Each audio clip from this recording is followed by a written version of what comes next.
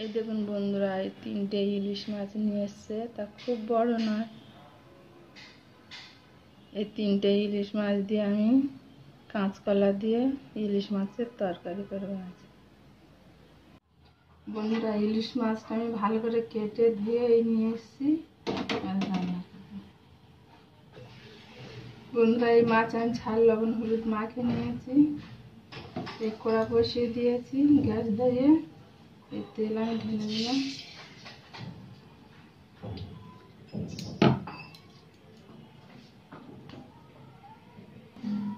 আর তেলটা গরম হয়ে গেছে, আমি মাছগুলো ছেড়ে দিচ্ছি তেলে।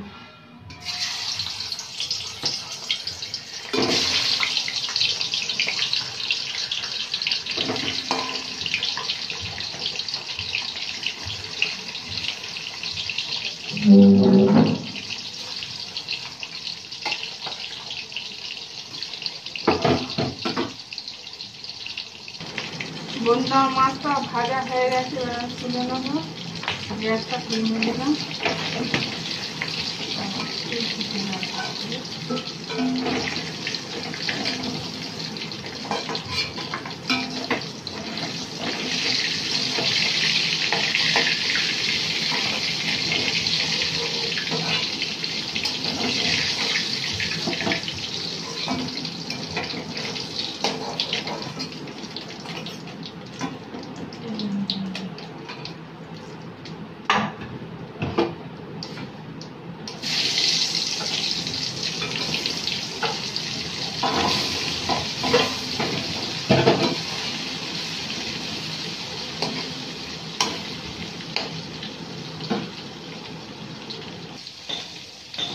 বন্ধুরা, এগুলো ভাজা হয়ে গেছে, আমি তুলে নেবো।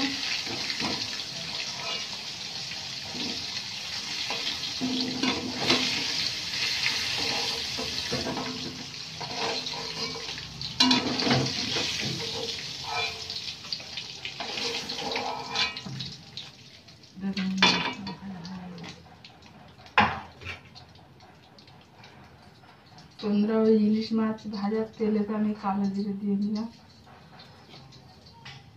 আর এই কাঁচা লঙ্কা বাটা দিয়ে দিলাম।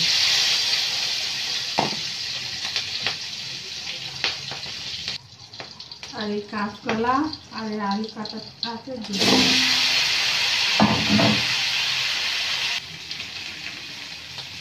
বন্ধুরা, এই লবণ আমি দিয়ে দেবো। আমার সবজি ভাজা হয়ে গেছে, লবণ দিয়ে দিলাম, হলুদ দিয়ে দিলাম,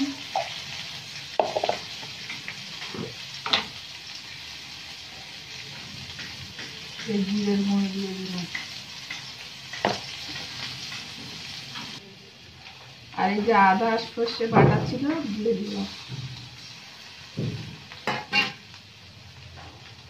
বন্ধুরা, সবজিটা কষানো হয়ে গেছে, এবার আমি জল দিয়ে দিলাম।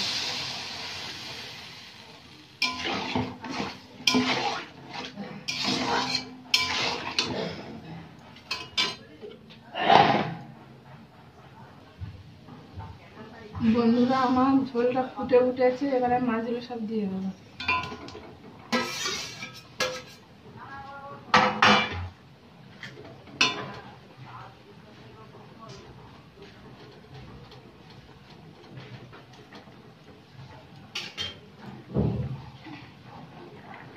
বন্ধুরা, আমার এটা হয়ে গেছে তরকারিটা, আমি এবার গ্যাসটা অফ করে দিচ্ছি। বন্ধুরা, আমি গামলিতে ঢেলে নিয়েছি, তরকারিটা আমার হয়ে গেছে পুরো।